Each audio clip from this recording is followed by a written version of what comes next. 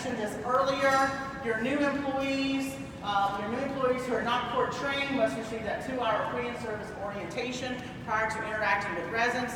And again, one of the biggest things I do in our bureau is train people. So this is very important to us, making sure that your staff, they need to know your residents, right? So they need to know your residents. Part of it is, what's the resident rights? So we just talked about how strong that is in our requirements.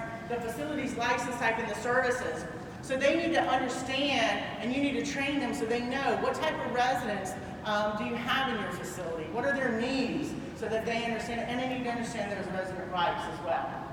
And as an administrator, you have to make sure you're signing off on that. Additionally, the self-administration of medication, there were some changes in the rule regarding that, bringing that medication and previously dispensed properly labeled containers to the residents. In the presence of the resident, reading the label aloud. Does everybody understand that? Reading the label aloud?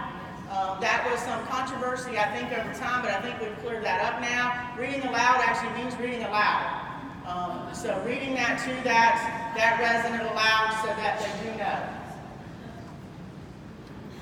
Placing that oral dosage in the resident's hand, applying the topical medication, returning it back, and then documenting it. One of the things that's very important too, and what you do every day, is documentation.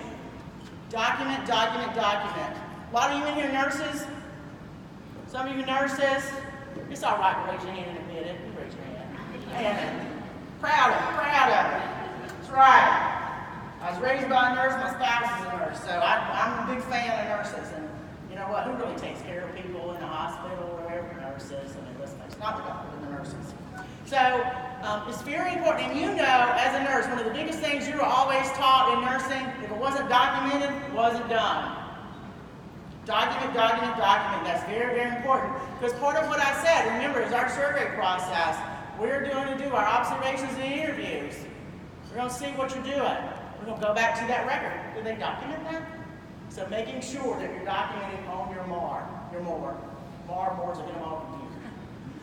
Again, assisting residents with the insulin pens by dialing the prescribed amount to be injected and handing the pen to the residents. Only the pre-filled syringes, while the proper dosage by that pharmacist or manufacturer can be used. Assistance with nebulizers and that use of glucometer to perform glucose testing. These are just some examples of the insulin pens that we have seen out there. There are probably more than this, but again, as a reminder, this is for one person. So as the PowerPoint has on here, should never be used for more than one person. Never be used for more than one person. So keep that in mind. A lot of you nurses, you know that very well. Additionally, assist residents with oxygen, nasal cannulas, and CPAP, the continuous positive airway pressure. Assisting but excludes titrating the oxygen levels. So excludes titrating those oxygen levels. Also applying and removing those anti-embolism stocking and hosiery, placement of colostomy bags, excluding removal of flange and manipulation of the stoma sites, and again providing the measurement of blood pressure, heart rate as well. So these are some of the new requirements that are outlined in the rule effective in May. Additional duties, training the unlicensed staff. We currently have that 4 hours, must receive that additional 2 hours that focuses on the topics prior to assisting those residents with self-administration of medication. And we know in the rule, it kind of outlines now going forward that for new staff, they'll have to have that 6 hours of training. Admission and residency criteria. So this is just some language that's been added that ALF with standard LNS and LMH may not require the following: the CPAP, the assistance with tube feeding, the monitoring of blood gases, management of post-surgical draining tubes and wound vacuum devices as well, and administration of blood products in the facility. Definitely don't want to see that in one of our assisted living facilities.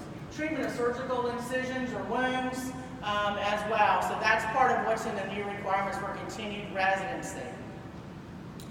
In addition, ALFs holding only a standard or LMH may not require any of the following: hemodialysis or peritoneal dialysis in the facility, IV therapy performed, those that do not require 24-hour nursing and not require that skilled rehab services as well. So these again, admission and continued residency criteria requirements as outlined in the rule. Limited nursing may provide residents not requiring 24-hour nursing, not enrolled in the hospice program, IV therapy performed in the facility, and again, that hemodialysis and peritoneal dialysis. Additional information for if you have an ECC specialty license, enrolled in hospice, required assistance with that PEG tube, G-tube feeding, required that dialysis performed at the facility, administration of IV therapy, and then med admission and continued resident as outlined in the rule as well. So I know that was kind of quick going through some of those, but I wanted to leave time